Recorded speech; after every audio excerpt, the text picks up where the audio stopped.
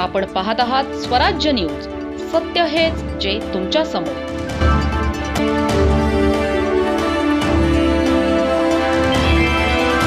धुळे शहरात घरफोडी करणाऱ्या चोरट्यांना चाळीसगाव रोड पोलिसांनी जोरदार दणका दिला.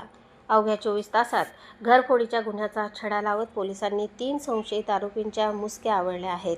दिनांक 30 जून रोजी दुपारी 12:30 वाजेच्या सुमारास धुळे शहरातील फ्युचर रोड परिसरात घरफोडीची घटना घडली होती. फिर्यादी घराबाहेर गेले असल्याची संधी साधत चोरट्यांनी घराला लक्ष्य केलं. घराचा दरवाजा तोडून चोरट्यांनी घरात प्रवेश केला आणि घरातील मोबाईलसह रोख रकमेवर डल्ला मारला. या प्रकरणी चाळीसगाव रोड पोलीस ठाण्यात गुन्हा दाखल करण्यात आला होता. गुन्ह्याचे गांभीर्य लक्षात घेत पोलिसांनी तात्काळ तपासाची चक्रे फिरवली. पोलीस निरीक्षकांच्या मार्गदर्शनाखाली विशेष पथक तयार करण्यात आलं. पोलिसांनी गोपनीय माहिती आणि तांत्रिक तपासाच्या आधारे संशयितांचा माग काढला आणि अवघ्या 24 तासात 3 आरोपींना ताब्यात घेतलं. आरोपींकडे कसून चौकशी केली असता घरफोडीच्या गुन्ह्याची उकल झाल्याची माहिती पोलिसांनी दिली आहे. या कारवाईत आरोपींकडून रोख रक्कम आणि मोबाईल जप्त करण्यात आला. तसेच गुन्ह्यात वापरण्यात आलेले वाहनही पोलिसांनी हस्तगत केलं. एकूण 54,900 रुपयांचा मुद्देमाल जप्त करण्यात आला आहे. धक्कादायक बाब म्हणजे अटक करण्यात आलेल्या आरोपींवर यापूर्वीही गुन्हे दाखल असल्याची माहिती समोर आली आहे.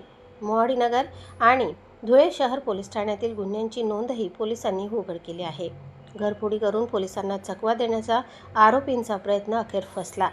चाळीसगाव रोड पोलिसांच्या वेगवान तपासामुळे अवघ्या एका दिवसात गुन्ह्याचा पर्दाफाश झालाय.